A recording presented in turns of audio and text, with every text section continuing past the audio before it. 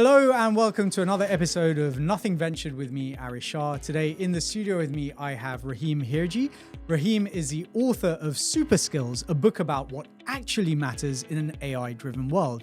Not tools, but judgment, adaptability, and how we think.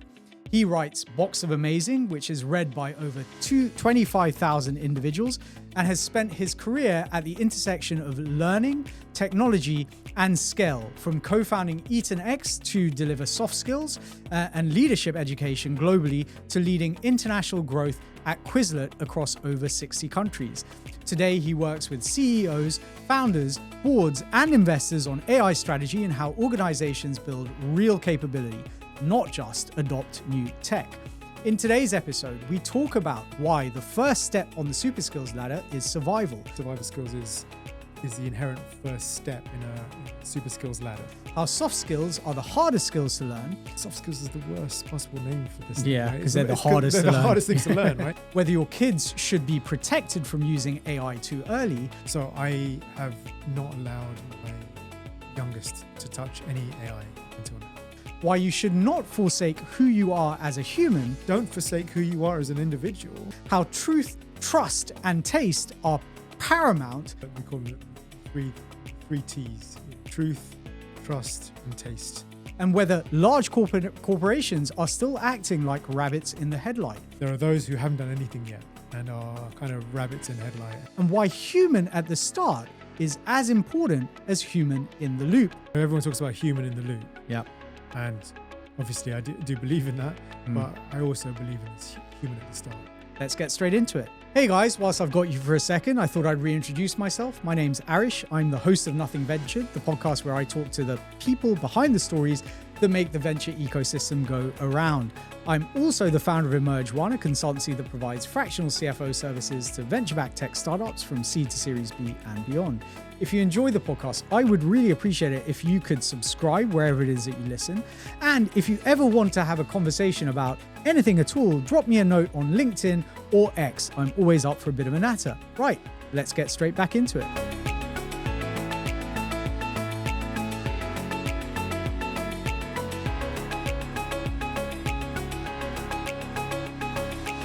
Raheem, really great to finally have you in the studio with me. You and I have known each other for, 10, 11 years. You are one of the reasons, if not the reason, that I've ended up building the kind of career business profile portfolio that I've built from waving my CV around randomly in a coffee shop in Macmillan the Publishers to essentially, giving my first job. So I have a lot to be thankful for the relationship that we've had. So really pleased that you're able to be with me here today. It's very gracious of you, I'll say that. But there's one thing, having a conversation and networking and speaking to people. There's two, there's friendship. There's three, getting on with someone. But it was also, you make your own luck. So in many guises and many relationships, either from my perspective or from the other way, people open doors. Yeah. And people need to go through those doors and they need to make their own luck as they go through. And you've made your own luck. Thank you. We'll see. We'll see how lucky I am. Yeah. So look, we're going to be talking a lot about some of the themes that crop up in your book, SuperSkills, which is out on July the 3rd.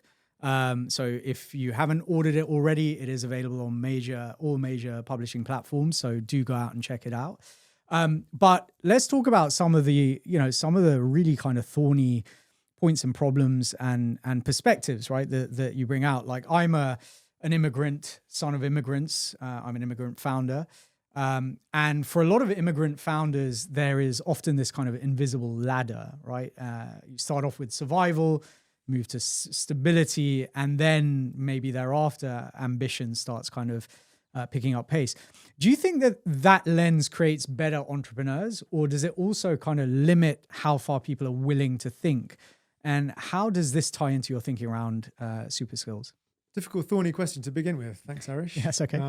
We aim to please. The way that I framed it is I talk about survival skills. I mean, survival skills is the inherent first step in a SuperSkills ladder. So I've got survival skills, got street skills, specialist skills, which I think we call vocational skills here in the West. Then I've got soft skills, which edtech was built around, and then I've got super skills on top. So I believe that to be the ladder that anyone goes through. Immigrants go through as they're thinking about their kind of generational growth. My grandparents, great grandparents went through that, and so did yours. Many people who've lived in this country all their lives have had to go through that. Maybe some will be the first people to go to university in their family. So there are steps in all of these, in each direction, wherever you're from. As an immigrant, I think there is this thinking around survival skills and survival thinking, which becomes like lifeblood to people who are in the entrepreneurial space. And I don't know what the link is between the survival skills that we might have had because we couldn't get a meal to where we might be in a startup where we might not be able to pay the staff. But I do think that they're very important skills, and that's why they're the first thing on my ladder. I think it gets people to think creatively about what they're doing. Whether they're in the edtech space and in a fintech space, whether they're investing and what's the best use of money. But if you go back to that ladder, it's inherent in my family and your family, right? So you have survival skills is really about are you going to take that big risk or not? Which in both of our cases was one of our predecessors, as you say, grandfather, great grandfather, whoever, getting on a dhow on a boat and shipping themselves from Gujarat in West India, Northwest India, down to the east coast of Africa. Absolutely, and I talk about I should talk about that story in the book. The risk that that generation took was they probably had a meal if they were living in India, but they saw a better life for themselves, and they took that risk, even though there was probably a 1 in 3 chance of them making it across to another country. I actually know, like when my grandfather and his brothers first moved out to Kenya, they moved because of famine. Like, so they didn't have a meal. Like, so even more survival it was skills, literally right? table stakes. Yeah. The progression that you get from that is interesting, because I see you go from this thing of survival to street skills, and that's anything from communication to negotiation to running a shop, which is what my grandfather did in Tanzania, Dar es Salaam. Being able to work with the locals, learning the language. Swahili was the language in Tanzania, and then you progress up from that. So my parents moved to the UK, and they decided that they needed to learn and progress with their career, and that's why they moved to the UK. So accountants, you might have doctors, and they had this training from the West, and so that's why they did it. That's the thing that you call specialist skills, and then you take that next step up. You and me both know that you can learn a job, you can learn the skills within a job, but it's those soft skills, and soft skills is the worst possible name for this. Yeah, because right? they're the hardest. They're the hardest things to learn, right? You need to be able to be a good leader. You need to be able to communicate well. You need to be able to lead a team. You need to work with a team. You need to have the critical thinking. We talk about this all the time. Critical thinking to be able to make judgment. All of those things become really important. And then on top of that, I've built these meta skills. And so, I don't think it's necessarily just an immigrant story that you need to go through this. I think it's for everyone. This new world that we're in, everyone's going on about it being a very tool-driven society now, because everyone's going to Claude or Claude Code or ChatGPT, but really we're forsaking some of these human skills or super skills that become even more important when everyone's got access to every single LLM at their fingertips, multiple superpowers. What becomes different then? Information is no longer the barrier, right? Yeah. And I think about this quite a lot in terms of professions like, let's say, accountancy, legal, or consulting, for example, right? And like at the moment, the mad rush is let's get rid of all of the juniors and the analysts and all the people doing the kind of grunt work, often graduates, right? But this leads to two problems, right? Yes, you can potentially replace those people with agents in one form or the other. But the first problem is you create an immediate problem around, okay, well, where do those people then work and how do they contribute to the economy? And let's not forget that it is the people that are working at the beginning of their careers that are paying into the system to fund those who are at the tail end of their careers, right? But then the second, and I think this is the more dangerous problem that I'm not sure people have really thought about well enough, is there is an element of human in the loop that is always required, right? Like you need someone with judgment and experience to actually say, certainly at the moment, okay, is the output from this LLM correct, or is it valuable, or is it is it directionally correct, or does it need tweaking, or whatever it is, right? And the problem you have is, for now, that's fine because I've still got 20 years of work left in me. You've got 20 years, whatever it is, right? But you no longer have, or you will have far fewer people coming up through the ranks, learning those skills, right? Those human skills of judgment and synthesizing information and understanding, okay, well, in this scenario, I did X, and in this scenario, I did Y, and this scenario is kind of an amalgam of both. And therefore, actually, I need to kind of tailor my approach versus, let's face it, what an LLM is doing, which is basically saying, here is the most probable next token, i.e. next word, essentially, in the sentence, right? And therefore, you do not have those people with that judgment coming through the system. And I think that could lead to a lot of problems. Now, of course, if these systems continue to develop at the pace that they have been, and if they continue to just improve, then maybe in 5 years' time it doesn't matter. But I think that's a very, very big bet to be taking today. Yeah, I mean, who knows? I mean, I think if you go back to probably when we started our careers, I think my first day I was probably photocopying. I mean, probably sitting on a photocopy, photocopying I was doing documents. data entry, right? Yeah, you're doing data entry, photocopying, kind of job shadowing. You learn by being in the office. You learn by osmosis. You see what people are doing. You learn about the interaction. You see what's important, what's not important. See what the priority is. And it was a kind of apprenticeship of sorts. Yeah, sure. Right? So you start off and you don't really know what you're doing. At least I didn't know what I was doing. Yeah. You turn up there, and very quickly through that osmosis, you learn what's going on and what is important. Yeah. And that's the beginning of judgment. And actually, it's really interesting you should say that, because I think the other major shift that's happened over the last 5 years is with the advent of COVID. Obviously, there was a big pendulum swing to remote, and then it swung back, but not fully. So you now have a lot more hybrid, which I think is really great. But I think for young people, to your point, that kind of apprenticeship, that tends to happen in person. It's not going to happen when you're sitting in a study or in your living room and working like fully remotely. And I think that is another massive issue. Again, missed opportunity, but also a massive tax on these individuals, on these younger people.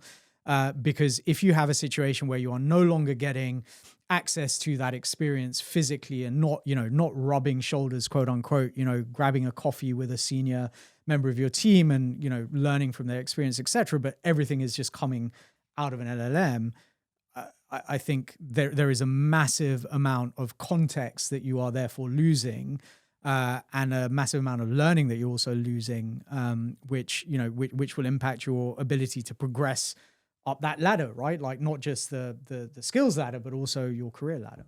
Yeah, absolutely. And I mean, the thing that I'm seeing, and we discussed this before, is I think a lot of these very smart people who actually make it into the workplace, they may be 1 or 2 years in, or they are not within a specific area, and they want to learn an expertise. You're able to do that very quickly now. And it's a concept I call synthetic seniority, right? And in that concept is, someone with not very much experience is able to emulate the fact that they've got 10 years experience and able to sit at the table with someone else who's got the same level. And that creates this problem, not because they're able to have that conversation. The problem is when things go wrong and they don't have the scar tissue of what went wrong last time. Yeah. What have I learned? What have I learned from the previous times? And, that's what's happening now. And like, for example, I could, my synthetic seniority would be coming to you and saying, hey, I know all of this stuff in finance, right? These are the things I've picked up on the internet. This is what Claude told me. This is how I should be building my models. And I come to you and say, I know how to do this. And you'll say, well, what happens when that happens? And I'll be like, oh God, I don't know how to do that. And then I'll be completely lost. And so that's what's happening in the workplace right now. And the more and more I speak to organizations, that's what they say to me. And I say, this is the name for it. And they go, yeah, that's exactly right. The question is, what do you do about this? Invariably, what I'm seeing is there are those individuals with a level of synthetic seniority. And you know what? If I was that age in that position, I'd be doing exactly the same as them. And then there are those who are worried about those with synthetic seniority. Pair them up together. The power of those teams, of someone who's got this augmented mindset to be able to think in that way, with individuals who've got that level of wisdom, those two together, or a group of those people, unstoppable. I mean, that is AI plus human using AI plus judgment, all of that stuff together becomes like this amazing thing that could be like this rework of work. And I'd say to organizations and leaders and teams to really think about how you concoct those new teams of the future. What are those kind of pods that you put together of individuals, and thinking about them in that way with different skill sets. I think, we're going to talk about this now in a second as well, but, this is the question that arises in my mind. I have, a 25 and an 18-year-old. You have a 19 and a 15-year-old? 14. Yeah. When's her birthday? November. Okay. I'm gonna say she's 50. No, that's why. So 14-year-old, right? Like these are obviously, as parents, right? The thought processes that are going through your mind and my mind, right? And I spoke to your elder daughter a couple of days ago, and challenged her to think through kind of what are the outcomes that she's looking for. She's looking, to do some internships or some work over the summer. I said, what is important, right? And I gave her options in the sense that I said, for example, if you were maybe to do an internship with me, it would be predominantly remote and, but I'd give you a project and you could get quite deep into it. But actually, if you go and work for a larger organization, then your ability to, again, go broadly across multiple areas, work with different people at different levels of seniority, like that is a different thing. You may not get to do a project. You may not have, a portfolio of work that you can present someone at the end of it, but actually potentially the experience that you get from that is just way more, right? So, some advisors tell parents to limit children's exposure to AI. Others urge early hands-on use. So when you're talking to parents, when you're counseling, when you're giving them advice, what is a behavior that you tell them to prioritize? And what are the things that you are willing to accept as trade-offs between protection on the one hand and agency? You talked about agency earlier on the other. And what is the failure mode that you fear and that they fear? Like, I guess, when I talk to my kids, for example, they're like, oh, I don't know what to do and how to do it, whatever. I said, just build something. And not even just my kids, even team members, etc., who are worried about this AI is coming and I feel like I'm really behind. If you are even just prompting into ChatGPT or Claude or wherever, you are ahead of 83% of the world's population. So just start with something small, right? So yeah, how do you think about it for parents? What should they be thinking? So, I mean, everyone's got an opinion on this. My view, and it has been up to now, is that I have a hard line on no AI until 14. Interesting. So I have not allowed my youngest to touch any AI up until now. That said, I'll be sitting down with her this summer and trying to go through it in a very clear way so that it doesn't appear to be a cheat code. Because that's the the issue that you might have with kids. And I think I think if you take a a longitudinal view of this, is that the brain is still growing until you're 25. So if you start to short circuit this and get you lose that cognitive ability to do certain things, which in the UK has dropped dramatically. It's dropped dramatically because of lots of other different reasons, including social media, right? So if your child is susceptible to social media and using WhatsApp and Snapchat and all of those things and gets addicted to it, I'd say stay away from things like AI, at least for a while, because that can be even more addictive. Those are infinite rabbit holes. I mean, you could, there's other products, character AI, but also you could be down a rabbit hole with Claude where you're believing everything that they say. And, there's many cases of this. So I draw this line at 14 for that reason, but also because I didn't want my daughter to use it until I was 100% sure about what I was going to do. And I don't think it's necessary just using the specific LLMs. It's like there are other things that are available. Google Studio product is very good. There's lots of things that you can do. Or even something as simple as Siri, right? And Siri. And you got to think about what is the right use case for them. And to your point about building, and experience and all of that stuff. When you come out of university or before you go into the workplace, you need a body of work, a portfolio of work, whether that's, here's an AI project that I built from scratch. Here's a company that I did. Here's a real life project. Here's some human stuff that I did. Here's some stuff that I did by myself. Here's some stuff I did with a team, and AI fits within that. So in that guise, my eldest, who's just finished her first year at university, she's pro AI, but she will solve the problem first, and then she will use AI for citations and additional elements. But she's also using all of the tools that are available, and sometimes you don't realize there's AI embedded in everything these days, right? So she's living in this AI world. So long story short is that if you sell your soul to all of these tools too early, as a parent, if you say to your kid, go and build, you need to give them the right guardrails because the cliff is so high that you could fall and you could jeopardize their learning for the rest of their academic career. Yeah, I think, it's really important to think about it at those different stages. As it is, I have nephews and nieces who are very young, right? Certainly my wife's nephews and nieces, where I see them, on YouTube at the age of 3, right?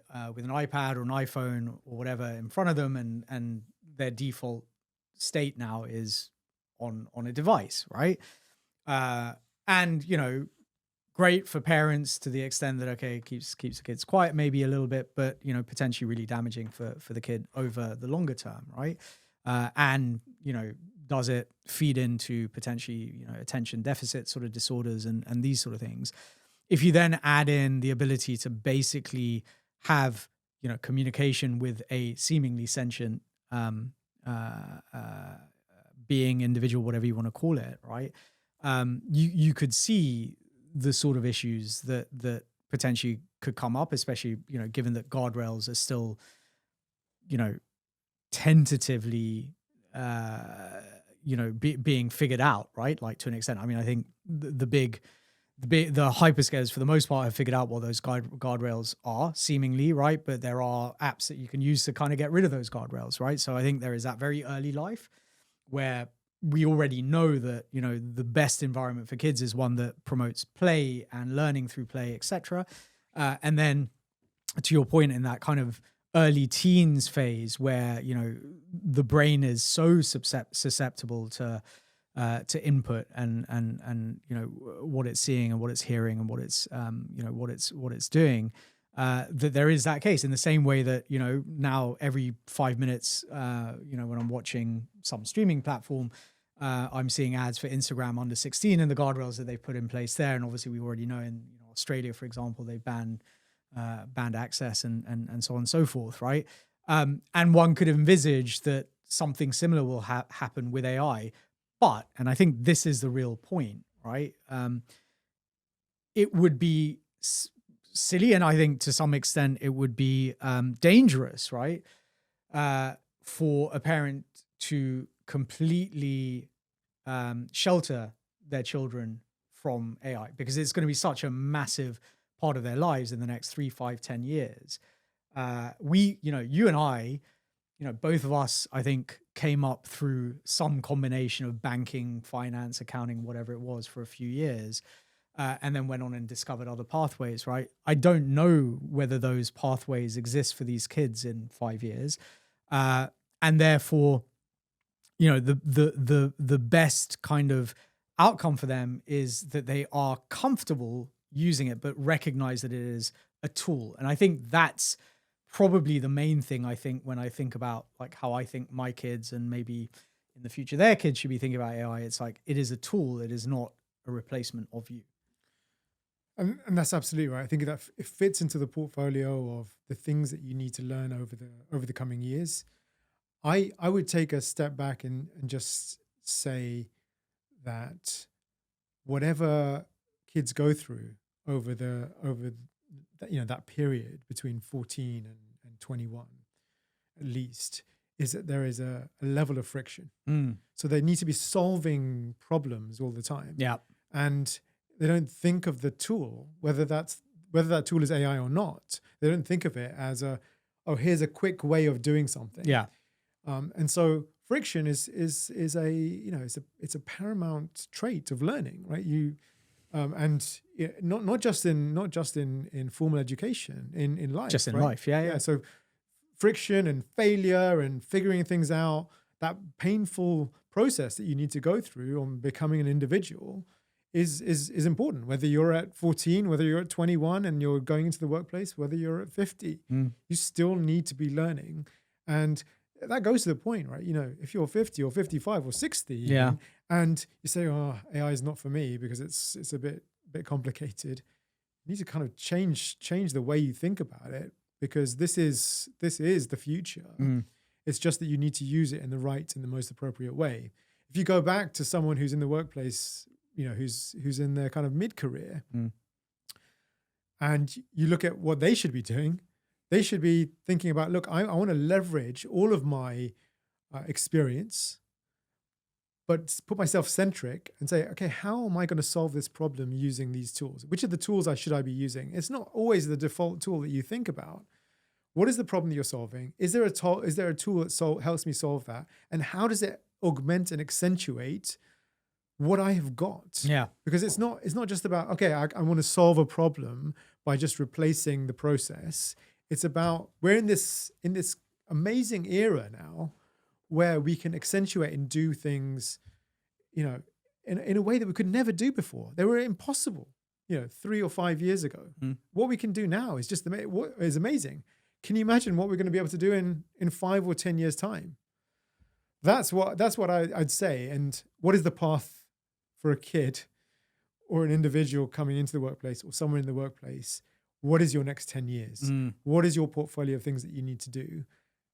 Do some stuff in the AI space, figure things out, learn what you need to do, but also don't forsake who you are as an individual. Don't forsake the relationships that you have. Don't forsake all of these human skills and these meta-human skills that you need to have, because those are the things that are also going to be important. Don't forsake AI for this.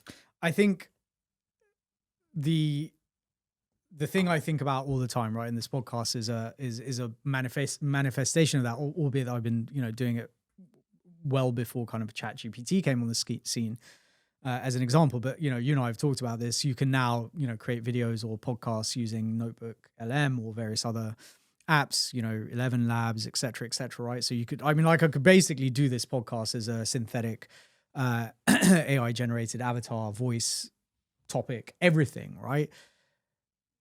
I think that loses a huge amount. And I'm actually really bullish, and I've talked to other people about this as well, that in real life activities, events, occasions, and human to human interaction actually become more and more paramount in a world of AI, right? Because again, to your earlier point, right? If everyone has access to all of this information and can basically do the same thing that I can do by prompting the same thing that I can prompt, what becomes super important is, okay, how do I interact with you, right? And what is the experience that I bring to the table that the AI maybe doesn't have context of, right? I think about that a lot in the work that we do, right, as CFOs, that I do as CFOs in my team, which is, very rarely is there a linear or single answer to any problem, right? It's all about trade-offs. It's all about the constraints that you're working under. It's all about the kind of experience that you've had, understanding, well, what are the different pathways that you can take? Those are not things that today LLMs are particularly good at, right? Because they just don't have the full context. And I think unless we get to a place where literally every conversation, every interaction, every every chat that you have over a coffee is being recorded, AI will never have the full context of the business, of the problem set, of the scenario. And I think at the point that it does, then actually I think we're in a completely different world in any case, right? So knowing how to synthesize all of this information, like, let's face it, humans have this incredible processing power, right, in our brains. We simply do, right? Let's not assume that is not valuable. It is, right? It's gotten us to where we are today. It's created these tools. Let's see how much further it can take us. Yeah, and I mean, the other thing that I'd say is, AI is this amazing autocorrect, right, for the future based on the data that it has been trained on. But it hasn't got lived experience. And that's what humans have. And you know what? We're talking about this all the time in this AI world, but it's not so long ago that we went through COVID. Yeah. And humans were shut away for so long, and we made good with Zoom, and we were having those kind of conversations.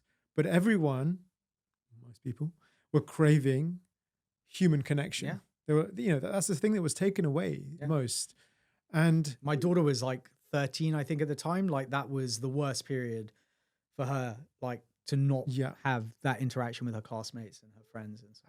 Absolutely. And it's really, I mean, at different phases, it was a horrible things in multiple different ways.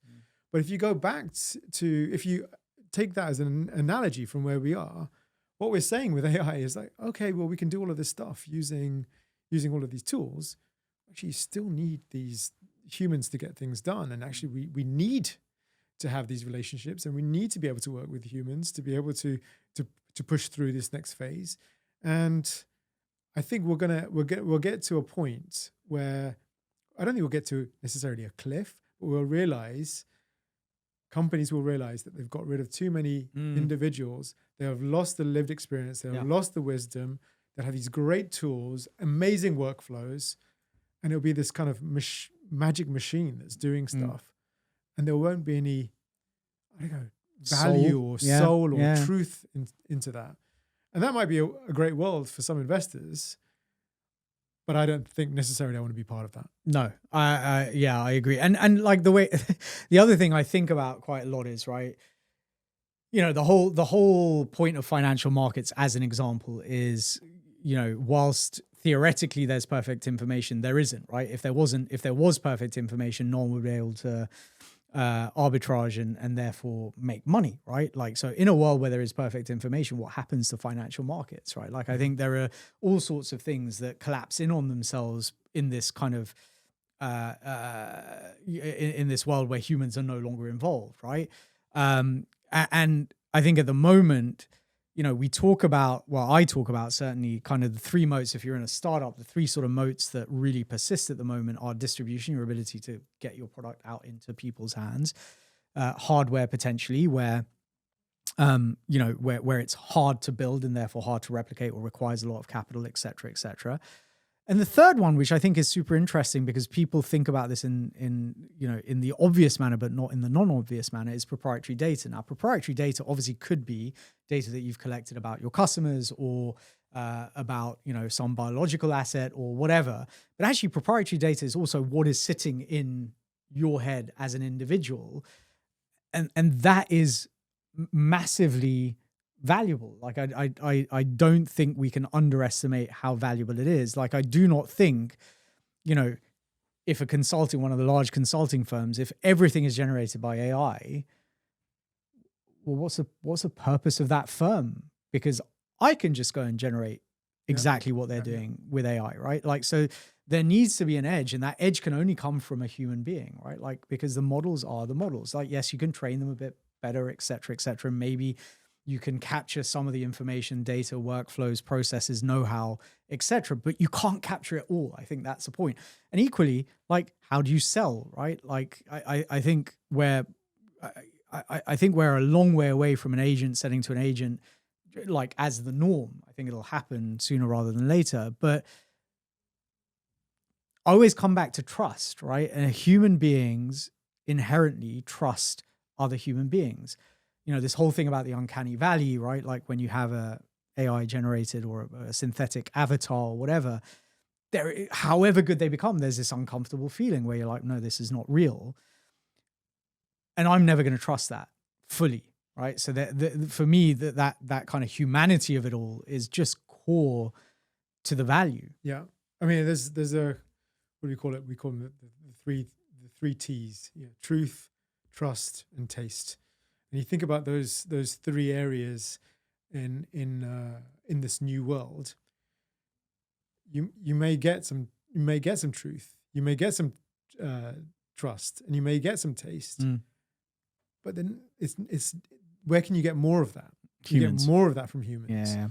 And so there is this fine line where people dip their toe in to this new world, and they think everything's going to be okay. And I think there will be groups who will get burnt by overinvesting or overspending or outsourcing too much of what they do. And then they'll revert back to some of the processes. You talk about selling, right? Especially, when you're making large transactions, it's very much a relationship, right? You're buying from someone, and especially as a service, right? If you're buying a service from someone, if someone's coming to your firm, they're not buying, they might buying some of your workflows that you've got, but they're actually buying from you because they trust. Yeah. And sometimes your taste, although that's debatable sometimes. My taste is I wear black t-shirts. But there is all of that stuff is really critical when you're making decisions. Well, also, I mean, like, you talk about sales and so on or whatever. We are currently working. We will very soon be working with two very heavily agentic businesses. Like they are selling agentic services, but they're buying our human services. And there is a reason for that, right? And I talked to one of the founders about it. I said, well, you're building agents. Why aren't you building a finance agent? And it's always the same response, because it's not there yet. It does not have the judgment, the expertise, the experience, the nuance, right, that a lot of these sort of roles require. And, going back to that kind of earlier point, the question is, how do we build that expertise, I guess, into our youngsters? And how do we ensure that the current generation of experts is passing that on in the right way? And I think maybe we need to find different ways of doing that, like to your point about setting up kind of squads with those various kind of skill sets. But equally, maybe we do need to move back towards a more kind of apprenticeship style environment, because otherwise I am worried about how do our kids learn, but also what happens in the future with these businesses, right? You touched on this earlier, right? And I want to kind of go into a bit more depth on it, this concept of synthetic seniority. So you call out this kind of world where 6 months experience plus some AI can make someone appear as if they're senior. But if organizations hire or promote on polished outputs rather than through flow, how do they deal with the trade-off between speed and judgment. What are those trade-offs, and what are the failure modes that leaders should be prepared to own? Because I can see, I can see them doing this, and I can see them sort of doing a retrospective and saying, well, actually that we shouldn't have, like we should have approached this in a different way. I mean, if you play it forward, right? If you start saying, I'm going to trust the person who's able to use the tool better than someone who's got the wisdom, let's play that forward. You'll make a judgment call that the person who's got the wisdom is slower because they can't use the tool. And you might say, I'm going to get rid of that person. And I'm going to promote the person who's very good at using the tool, but can't deal with the edge case, or they can't deal with something that goes wrong. The perfect example. The whole thing falls apart. Right? Yeah, the perfect example, sorry to interrupt, is like, I see a lot of, we can build a financial model using Claude or whatever. Like we've tried this, like our CFOs have done this, tried this. And yes, you can get something approximating a model, but it falls over because it doesn't understand what the assumptions are, what they should look like. It doesn't understand the formulas. It doesn't understand the uncertainty, the risk, the tolerance, what sort of things that you should be thinking about today versus in 3 years' time, which is obviously what a financial model does. And exactly to your point, right? I can output a model using AI in 3 hours, let's say, whatever, without my judgment, or with only a bit of my judgment, but it's not going to be as good as a model that's taken me 3 days to build with my judgment. And I think the bit, and this, I think this also changes the way we have to think about compensation and so on, right? Because are you paying for the time, or are you paying for the output and the quality of the output and the experience that goes behind that output? And I think this is something that a lot of businesses haven't quite figured out. 100%. I mean, that's where, are you paying for that? Are you paying for the actual output that you get, or are you actually paying for the output with someone standing behind it? Because there's one thing having an answer. There's nothing else. Okay, what's the backup plan? And to your point, like about building models, at some point there'll be a tool that will build all of the things that you're doing, and you say, okay, well, by that point you will have moved on to be doing other things. Right? And also the model is not. The model may be an asset that is outputted, but it is not the output of the work, the thinking. The work is the stuff around it. Yeah, it's the thinking and the decisions and you that come don't out see of the it. thinking and judgment that creates the model. Eventually, the model starts to surpass that, and then you have more thinking and judgment around it, to the point that we're constantly elevating ourselves and finding those use cases, finding those scenarios in this new world, because the model doesn't do that by itself. I mean, we may get to a world where all financial models are just irrelevant anymore because they're just self-perpetuating. But I don't think we're anywhere there soon. It's just that these things are going to get bigger and better, and we need to get bigger and better on top of it. So going back to this kind of point on synthetic seniority, right? Like how I'm still trying to get my head around how these large organizations should be thinking about it with their existing staff, right? And you talked about it, like the 55-year-old that maybe needs to kind of learn how to use some of these tools versus the young person that is just all over them. And I think there is a place for, like, I think, a young person that can go out and build workflows, build agents, really automate a lot of processes. I think that's a massively valuable skill. But the skill that comes before that is, okay, but what is the problem? What is the solution? What are the steps to get there? Like very much like software engineering, right? You got to think about how you get from A to B before you can actually build a tool. And therefore I can see a world where, well, the 55-year-old has the experience of where are the problems. The 25-year-old knows how to build the tool. To your earlier point, you put them together, and actually that's a far more powerful combination. But I think what it feels like organizations are doing, although I know that, from your perspective with a lot of the keynotes that you've been doing, recently, a lot of organizations are nowhere near figuring out kind of how they should be approaching this. But one thing that I think they risk doing, all of them risk doing, is saying, oh, well, we can get rid of this cohort of people because we've now got young people with AI, or we can get rid of the young people because we've got AI, and they're left with neither the experience on one end or the fresh thinking on the other. And I always think about it, like I constantly think about the fact that a large language model is essentially a statistical prediction of what the next most likely token is, which is why you and I talk about this a lot. When you read something that's been written by AI, you know that it has been written by AI because it follows the same format, has certain words, uses the M dashes, all the usual stuff that people know about it. But it has become so blatantly obvious that I can't read it, right? Like, and it literally jars something in my brain. So if these organizations are like, just looking at it from a cost-cutting exercise alone, do they not risk not only losing seniority, but also risk not building enough synthetic seniority into the pipeline? I'll just tell, I mean, I'm not going to answer it directly. Yeah, but I'll tell you that it's a wild west out there. Yep. There are organizations that are turning to reverse pyramids. They're just keeping the people at the top and having less people coming into that funnel. And I'm not sure where they're going to be in 5 or 10 years' time when you get the natural attrition and who are going to be the leaders. You have those that are ripping people out from the middle, and they're thinking it's going to be a slightly different type of organization. There are those who haven't done anything yet and are kind of rabbits in headlight and trying to figure out what do they do next. And the workforce is, because it might be of a certain, I'm not going to name the industries, but Sure. there may be specific. I'll name them.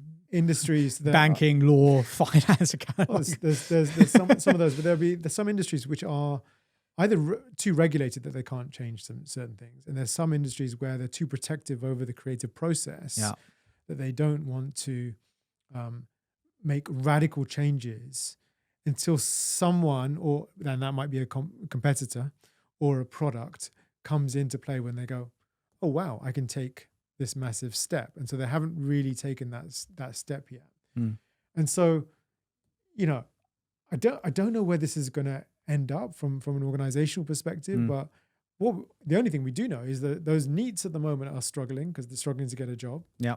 So those are the 16 to 24-year-olds without, a million in the UK. And which is Outside very worrying. Yeah.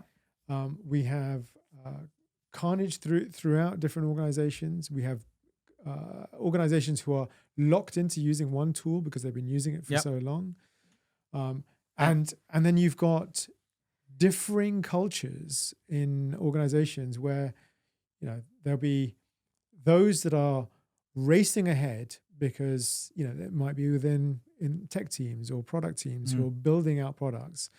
Whereas the other side of the organization are not using any AI in their products. And I think to some degree it's okay because you're going to need some of that stuff, especially in regulated industries, to work in a certain way. But you need to build out the right type of culture for the right type of organization that you're in. And it's not one size fits all. It's not one size fits all for banking or for legal, for mid-sized firms, for small firms. But there are difficult decisions that need to be made in each of them, and they're all different. What I find really interesting, and we've been approached about this as by various companies as well, is finance teams basically saying senior leadership has said we should everything should be agentified, and you're like, sure, but that won't work, right? Like in finance, that won't work, for example, right? Like, and there's an example where a finance leader said to me, we used Claude to interrogate their ERP to pull out a reconciliation that they then sent to the auditors, and the auditors basically turned around and said, we can't accept this because we cannot audit how Claude has reconciled this. Like we cannot see the work. It's the proof of work, right? It's like, think about, when we used to do our maths A-levels or GCSEs or whatever, right? You would get as many points for the work, even if the answer was wrong, because it at least shows how you're thinking. And I think this is the point, right? Like there are certain functions, industries, etc., where actually that proof of work is still massively important because it underlies the decision-making process. And if all you've got is a black box, then you can't interrogate the thought that went behind the answer that came out, and so there are meta levels of I guess interrogation of what these LLMs are outputting, because it isn't just the output that leads to a decision; it's the thinking behind the output that informs the decision, or may inform different paths to different decisions or different actions. And I think there is this problem where everyone just assumes, well, if we let an agent rip through it, it'll be fine. When actually you should be thinking, well, okay, is an agent the right solution for this particular problem? Yeah, there's a concept that I try and get clients to think through, is this human at the start. Mm-hmm. Everyone talks about human in the loop. Yeah. And obviously I do believe in that, but I also believe in this human at the start. So, where you're talking about agentifying everything, actually, is that the right decision? Should you be using AI at that point? And that's part of my augmented mindset skill is, there is human plus AI is very powerful, right? But the question is, when should you use AI? When shouldn't you use AI? And should you be solving that problem first? Yeah. Look, 100%. And I think, I think so many, especially, look, I mean, you and I kind of live in the world of tech, right? And venture and it's all incredibly exciting and moving at a massively fast pace. And I think there is, it's this usual thing of overestimating in the short term and underestimating in the long term, right? And I think we're in that overestimation phase where everyone's just racing to try and figure out how, like, where can I use it everywhere, right? And I think that isn't always the right solution. And, it's a bit like, again, where I have, finance people say, oh, where should I be using it? I'm like, well, hold on. What is the most time consuming thing you're doing? And have you thought about just creating a workflow for that? Like, it may not be the most sexy thing on the planet, but it might be actually the biggest return on your investment in building an agent or a workflow or whatever, right? I think what a lot of people kind of sit there and think is, well, should I not just be building some mega application? And my response to that, especially within finance, but I think this is applicable across many, many different functions, is the SaaS tools that have been built over the last 10, 15 years still work, right? And they've done the thinking and they've done the securitizing. Well, actually, wrong word, but they've built the security around them. Yeah. The workflows are in there. And now they're augmenting them actually with agentic or AI-driven processes and workflows as well, which is great, right? Why would you want to spend the next 3 months trying to rebuild that tool? I think the other thing that equally kind of will happen more and more is these tools will just be MCPs sitting inside other tools, right? So like you can imagine Salesforce not dying, but you're just not ever going to a Salesforce application. You're just running it all through kind of your tools and your agents. But I think it's fascinating. I think you can go too far on one side and you can go too far on the other. Like the way I think about it in my business is anything that can be improved or speeded up using AI, I'll do. But as I said to you earlier, I won't allow that AI to touch the real world in terms of output, right? So it'll never send an email on my behalf. Yeah. So the question comes down to, where do you draw the line? Yeah. And I can't remember whether I read it or was having a conversation, is would you agentify your relationships? Would you agentify your marriage? Would you agentify your relationship with your kids, with your friends? And you think that's a completely crazy thing to do. But I'm sure there are people doing that. I'm sure there are people doing that. And like, where is, you need to decide what your line is. It's the equivalent of the people with Notion pages about how they run their marriage or whatever. Yeah, it's just, okay. Yeah. So, I mean, you can't optimize for everything. Each their own, right? So you can decide to do that. But, we might have had agents deciding when we're going to do this podcast, but at least we knew we could WhatsApp each other and say, okay, actually that time doesn't work, or my tooth's hurting today, or whatever else. We can have that conversation and go, okay, let's do that. But I don't have an agent having that relationship to say, oh, I'm very, very sorry about your root canal that you've got to have done. No, that doesn't feel right to me. Yeah. I was just laughing because I think you and I should build an agentic arranged marriage application. I'm sure it already exists. I'm Not- sure not- it's not already between been built. us, but No, obviously, not yeah, for yeah, us to get married, of just to course. clarify. Yeah, but no. Look, 100%. Again, it comes back to that principle. Human beings work best with human beings. Like there is value. Like this is how we built. And I'm reading a lot at the moment about so cognitive science, but also at the moment I'm reading a book on the spread of the Proto-Indo-European language throughout its various kind of children and children languages, whether that's the Latin languages, whether that's the Indo-Iranian languages. But what's super interesting is that the spread of the language and the thinking was all driven by the culture and the human interaction. Obviously, right? Like you can't spread language without, well, certainly humans can't spread language without that human interaction. And could you imagine a world where that didn't happen, right? Like we would all be siloed and just sort of living kind of in a weird dystopia. So yeah, I think we cannot in this world forsake our humanity, like just for slightly optimizing for some outcome. There's this story. I've got it in I think it's the last chapter of my book, and I talk about this this girl called Sugar. She owned a beach bar in Thailand where we went to visit last year, and yeah, it seems like a great little place, and compared to all of the other beach bars on that beach in Chiang Mai, it was doing the best. I was like, how is this happening? What's going on there? What's the secret sauce? What's the secret sauce?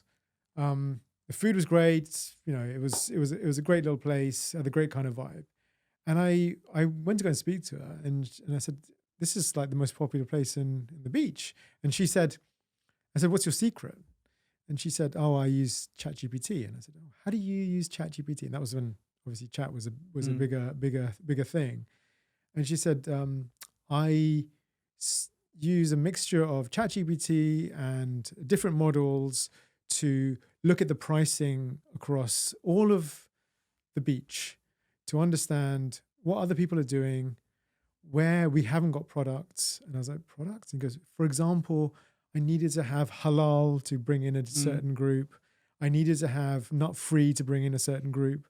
Ticking all your boxes. And she's like done all of this work. And she goes, I do that once a week. Yeah. To augment what I'm doing. Obviously, this is in broken English.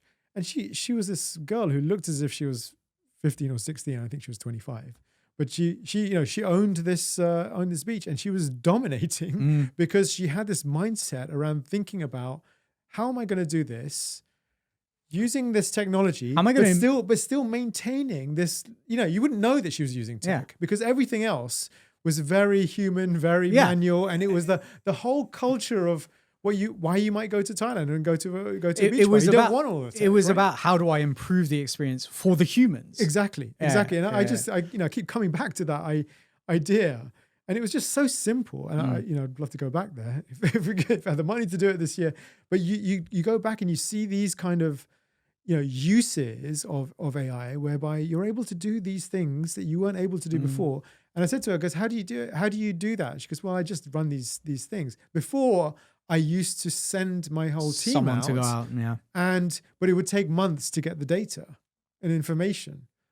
But she'd managed to solve it just using a mixture of chat, Google, and some other stuff that she was using at the time. I was like, okay, great, fantastic for you." It's it is, and that's a really great example of where it's an enhancement of the experience rather than detracting from the work being done. It's doing something quicker and smarter rather than replacing it is obviously replacing the kind of manual work, but that's manual work where those team members can now be rededicated to improving customer experience across whatever they're doing.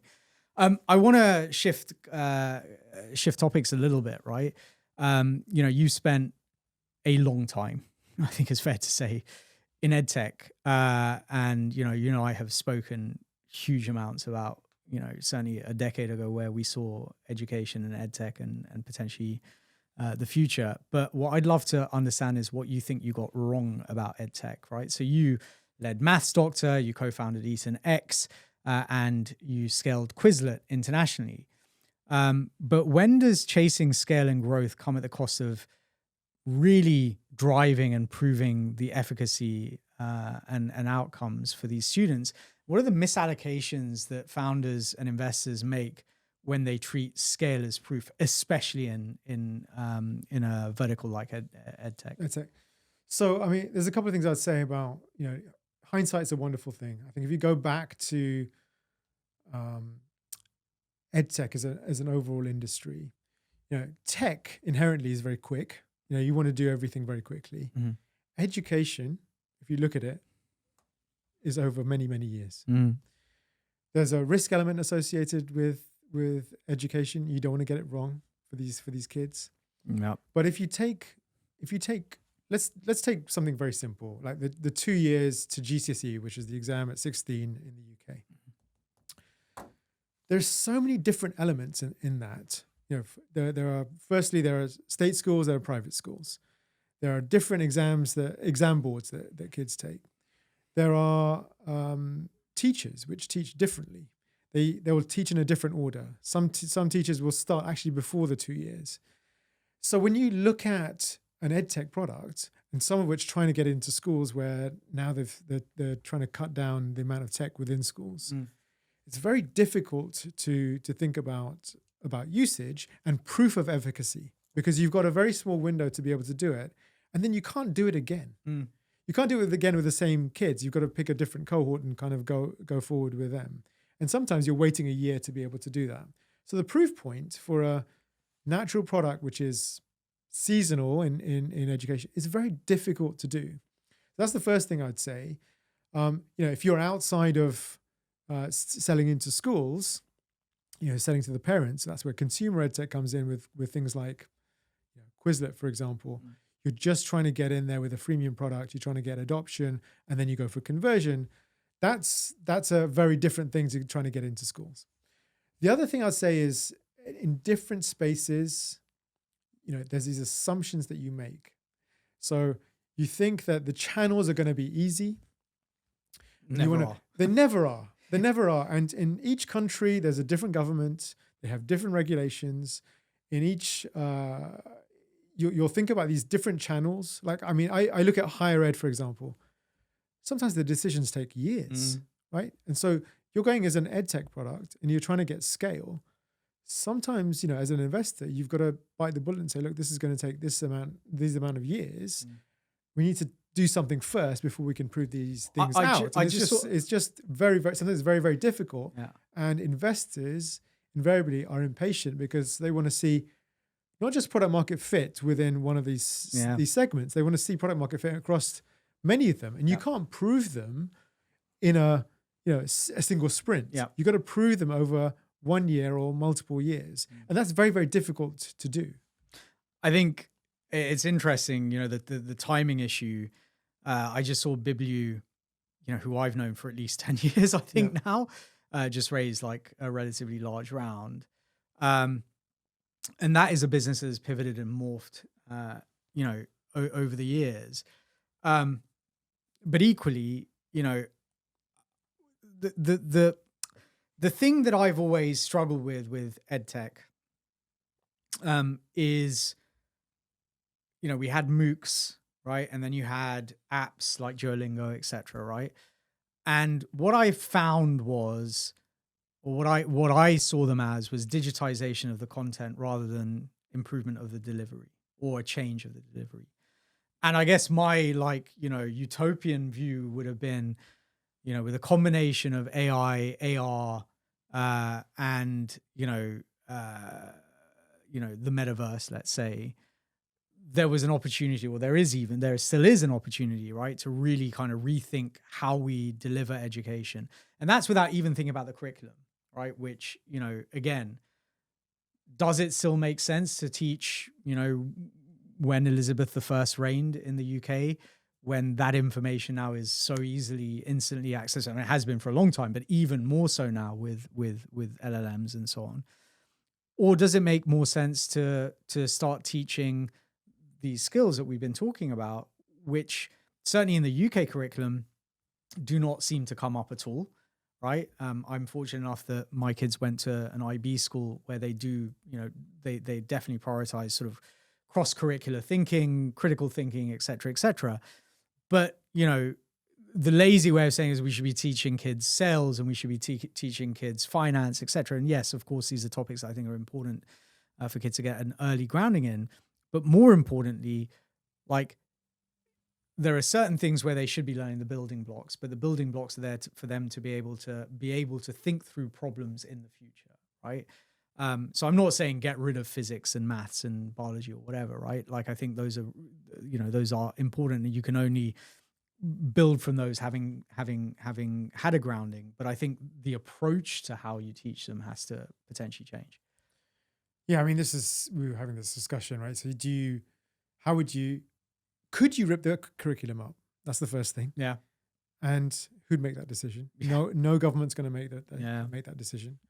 And if they're not going to make that decision, how do you do this? I mean, some private schools will be embedding some of these super skills already within curricula, which is fantastic, right? So how do you take these? Some of them look at them as character traits and do it in that way. This is a thing. I want to actually go back to another point that you were talking about, which is the proof points in certain technologies and changes, right? So when we were doing Maths Doctor in 2012,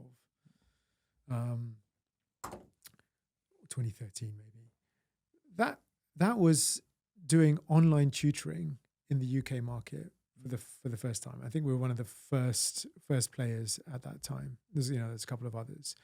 But when you're selling online tutoring to a parent who doesn't know what the product is, they're scared of it. The first thing they say is like, how can you trust? How can you teach my student with a stranger from the other side of the internet? That seems scary to me. And so what happens is you lose this funnel, right? So that your funnel starts to reduce. Next thing you know, they're going, okay, well, are they the right fit? Is there proof of efficacy in this? And there probably is as good. But what happens is you're struggling to bring in this new concept and this new mode, which is I think what you were talking about with how do you reinvent how you educate, right? We've been living in this Victorian time for so long. Like, you go to the classroom and that's how you teach. And there's different elements being fed in, which is great.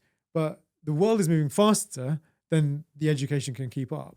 Not just in K-12, not just in the UK. I'm talking globally. The fastest things that are happening are places like the UAE and Dubai, which are changing things in Southeast Asia. And in a massive way. But you've got to look at places like, Sweden have just announced that they're going to go back to textbooks, which is a complete reversion because they're saying cognitively the kids who came out during these last 10 years are not as strong as the previous generation. And there's lots of research about both physically writing as well as physically reading from a book. Exactly. And I don't think that's the end of edtech. It's just how do you put this puzzle together? And it's very difficult to do. And you can only see it after time. After a few years. And I'll go back to that thing about, Maths Doctor or online tutoring in the mid-teens of this century, because it was very alien to people then. But it's very normal for us now. And that's taken, a decade plus for it to be normal. If you're looking for tutoring right now, you'll find that tutoring. And the next thing is like, oh, is it an AI tutor? That will be the next step. And, maybe parents right now are going, oh, I'm not sure about an AI tutor. I'm okay with a regular tutor online. But in 10 years' time, it will be normal. And so that we go through these cyclical changes, which take 10 years. I mean, maybe this will take 5 years, but some of it will be to do with cost. Some of it will be to do with comfort. Yeah, and I think that comfort piece, it's almost a case of if you're not comfortable, you're kind of going to get bulldozed into it, right? Like, because to your point, like, who is it that makes the decision? Will it be made at a state level? For the most part, it's not going to be made at an individual school level, right? Yeah. So how they approach all of this is going to be incredibly fascinating. We're kind of coming up to the end. I have one sort of larger kind of topic that I want to talk about, which is, we've sort of touched on this theme quite a lot throughout the podcast already, but it's this sort of idea of how your identity has to kind of reshuffle itself in this world of AI. You would consider yourself a translator between technologists and humanists, and describe yourself as a translator essentially for boards and leaders. But when you simplify kind of technical trade-offs into human capability programs, do you prioritize rigor or accessibility? And what do you give up by choosing one? And which sort of failure would you rather own? So I prioritize accessibility over rigor because I don't think everyone needs to know everything. Mm-hmm. One company I spoke to recently, when I talked about these kind of AI programs, they said we've already been on these programs already.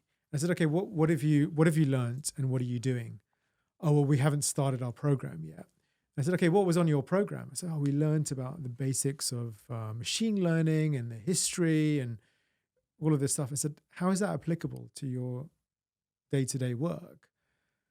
And they said, well, I think we made a mistake in the way that we were doing this because I don't think we really need to do that. But they need to learn the detail. They felt they needed the basis behind all of the things that were changing right now to be able to make the decisions of what they need to do. And I don't think you need to have all of that stuff. I think you need to know what your problems are. I think you need to know what you want to solve, and then you can figure out how you solve them. It's, I don't want to equate a digital transformation program to an AI and capability program, but there are lots of similarities between them. And some people are still in their digital transformation programs, but you need to move from a mindset of like, this is something completely new to this is just another problem that you need to solve, but you just need to think about how you involve humans and don't make the mistakes. Yeah. And so when I say that I'm kind of like that translator at Babel, that's the kind of way I do. I just kind of sit there in the middle, and I'm not a techie, I'm not an academic. I just kind of sit there in the middle, I'm kind of a GM of sort, and I kind of pull these things together. And when you say the obvious things to different parties, I think are obvious. Yeah. They look at me as if I'm telling them something completely new. You kind of bring that operations mindset to it, right? Like knowing what you've been very good at, over the years of having worked with you. And people have, and I'm not saying I'm the only one. There's lots of people who are in that space. I think what happens is people take a stance. Say, okay, am I very technical in this? Am I pro-human? Is it about process? Is it about like the HR? Which tool do I use? Do I default to Obsidian to create or whatever? You need to look at these things holistically and think about what is right for you as an individual, what's right for your team, what's right for your organization. And you should put that same hat on when you're looking at it as a parent. Because I know parents who've said, oh, I need to put my kid on some training, and they send them on these YouTube videos which explain the basics of AI to them. And that's all well and good. But unless they start using it, you're not gonna learn. You're not gonna feel that friction. You're not gonna feel the failure. You're not gonna be able to take that real life problem set and solve it with a mixture of multiple tools. Yeah. The way I would describe it in my own experiences, like 5 years ago, 10 years ago, whatever, I have consistently tried to learn Python, right, as a language, as a programming language, but I've never built anything with it because I was never, I never sort of got to the depth of understanding where and neither did I have kind of an obvious problem that I wanted to solve. And so I kept going through this loop of like learning it, forgetting, learning, relearning, thinking I'd do something, not doing it, whatever, right? And then AI came on the scene, and all of a sudden I was able to create these workflows, and it would write, Python for me if I needed Python, it would write JavaScript if I needed JavaScript, but like I use N8N for all of the automations that I build, etc. And I asked a couple of like people that I have very, very, a large amount of faith in, right? All of whom are kind of computer scientists of at one level or the other. And my question was, should I learn computer science or should I learn AI? Right? This is 2 years ago, let's say, back in sort of 23, 24. And the response was unanimous. It was like, don't learn computer science, learn how to use AI, because it's now irrelevant for you, for me, right? Like experts, yes, should know it and will know it, right? But for me, you just want to be able to build stuff. You don't need to understand what's going on. Yes, I'd take that even further. I'd say I'd learn the mindset of logic. Yeah, exactly. And then with that mindset of logic, have the confidence to be able to do other things. Yeah. Because, I did computer science, but many, many years ago, I haven't used any of those skills. I mean, I probably used the logic skills across most of my career. Yeah. And I think that's what's given me a level of confidence to be able to take that step and say, oh my God, I can't do this in Claude code. What do I do? I go to Cowork and tell me what do I need to put into Claude code? Okay, this is what you need to put in. Okay, all right, I get it now. And you learn from some osmosis there, but you just need to be able to take that step and start moving. If you don't move, you're not going to go anywhere. Yeah. I mean, it comes back to that kind of core skill set that I think, we really need to increase our kind of muscle capacity, certainly here in the UK. And that is this sort of critical thinking, because it is the ability, and again, right, like similar to software engineering, but it is the ability to look at a problem, break it down into its constituent parts, analyze them, and then work out what a solution is. And then if that solution is automatable, great. If it isn't, you still got to solve, right? Look, I mean, I think, who knows over the next 3-5 years where this all goes. But I think one thing that is really clear to me is that despite the hype, right, and both of us kind of live in this bubble a little bit, it's still very clear that there is only a very, very small percentage of the world that is using and paying for AI, right? Like to the extent that they are using tools like Claude Code, et cetera, et cetera. And a lot of those will be software engineers, right? So I think, people who think that they are behind, you're not, right? This is really nascent. I think there's a lot of ground you can cover soon, but I think it is, the purpose of your book, right? Is to abstract away from where should I be using AI to actually what is a mindset and the skill set that I need to build up in order to really get the best use of AI, and how do I incorporate that meaningfully into my life and my work, rather than just looking at it as a panacea for every problem that you've got. Absolutely. And I would say, we're still early. Whether you're in an organization and you've made a mistake, you can still take a step back and go forward with it.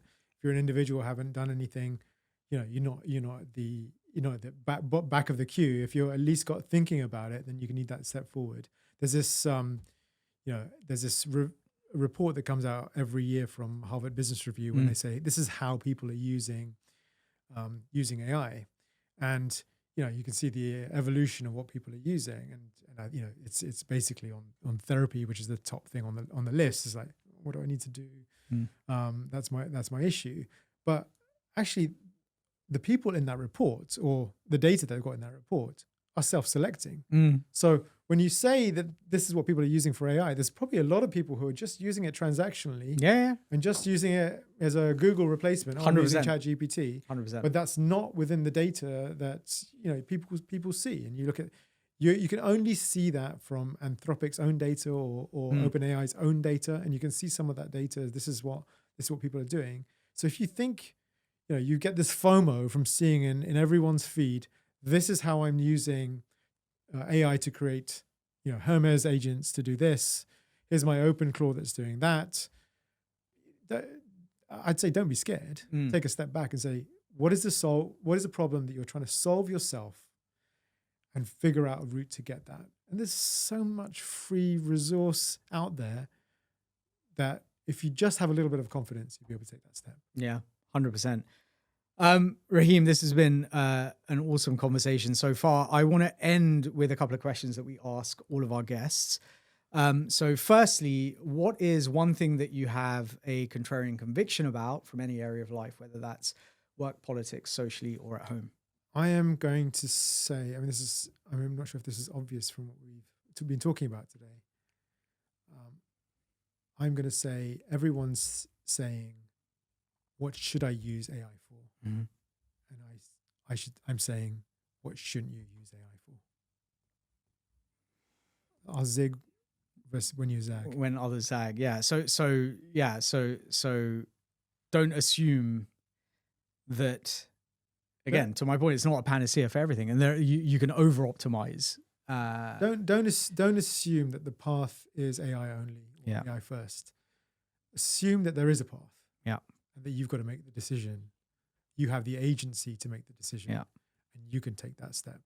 Amazing. And finally, so we can get to know the real you, what is something that moves you emotionally? So there's this scene in Goodfellas. You know, Harry Hill's being, you know, the Ray Liotta character's being chased, and there's helicopters, and he's kind of paranoid, and he's looking right at the end. Yeah, he's looking over his shoulder all the time. He's trying to make the pasta. He's going between different places. It's kind of iconic, but you know, I think that scene reminds me of running out of time, and for whatever reason, and I've written about this in various different articles, is I feel this sense of time is really important. Yeah. More and more so. And the thing that really, you know, we just don't know is we don't know how much time we have. You know, we might see someone for the last time, you have a conversation with them, you might have a WhatsApp with someone and they never reply, and you don't know what's happened to them. You hear about someone who's passed away after a period of time, and you just didn't know for a year. There's those kind of things that really kind of break me a little bit. But the thing that really, you know, is something that you can't get away from is, you know, we've got kids, right?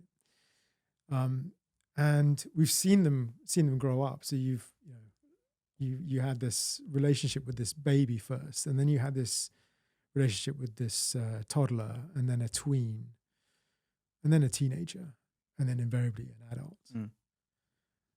And you know, and all the data is once they've reached that phase, and you spent most of your life with them. That's it. You're not going to spend that much more time. But the thing that people don't tell you is that you have said goodbye to each version of that kid. And you know, I see these pictures of, you know, my daughters when they were 3, and I remember these really happy times, and I'd love to go back to that time and you know, hold my daughters again and lift them when I used to lift them and have those laughs and giggles, but that person's gone. And you know what, you meet friends along the way, and usually you're at the same phase, and you may have met them as a teenager, but you grow together. But as an adult, seeing your own child go from version 1 to version 2 to version 3 to version adult, you can never go back to version 3. Which gets me to say is, you know, value your time with your family, with your friends, with your children, because you just don't know when it's going to go. I think that's a lovely and fitting way to end the podcast, Raheem. Thank you so much. I mean, on the point of time, I mean, I think about this constantly. Very recently had a couple of kind of elder members of my family pass away, and for the last couple of years been thinking very, very hard about how I can spend more time with them, and have tried to do exactly that. And you know, it's very easy to get lost in the frustration with your parents, with your kids, with whoever. Like, I had set up my parents' new Mac over the weekend, and then got a call on Sunday morning because I couldn't remember their password for Apple ID password. You know, and that may have felt frustrating, right, in the moment or whatever. But I actually sat, I was like, okay, well, I'd rather they call me and they ask me these questions than they don't, right? Because that is still time that I get to, you know, interact with them. Raheem, just been phenomenal. Really appreciate you having spent the time to come out here today. For our listeners, where can they find you on the internet? Where's the best place to look for you? At the moment is superskillsbook.com. Mm-hmm. Just look for SuperSkills book or the SuperSkills. You can find me on LinkedIn, Rahim Hirji. I don't know off the top. So. Well, for now. Look, it's been an absolute pleasure. Thank you so much for joining me. Thanks very much for having me. It's been a pleasure.